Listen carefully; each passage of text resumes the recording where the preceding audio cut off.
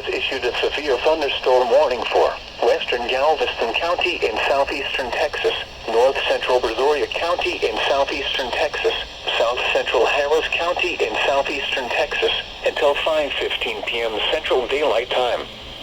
At 4:46 p.m. Central Daylight Time, a severe thunderstorm was located over northeastern Pearland, moving north at 10 miles per hour. Hazard, 60 miles per hour wind gusts and quarter-size hail.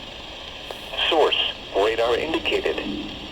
Impact, hail damage to vehicles is expected. Expect wind damage to roofs, siding, and trees. Locations impacted include western Pasadena, Pearland, Friendswood, South Houston, northern Nagville, greater Hobby area, South Belt Ellington, western Clear Lake, Brookside Village, Gulf Coast, or Belfort Reveille, Edgebrook area, South Park, Mintex, South Acres, or Crestmont Park, Sunnyside, Hobby Airport, Ellington Field, and Meadowbrook, or Allendale. For your protection, move to an interior room on the lowest floor of a building.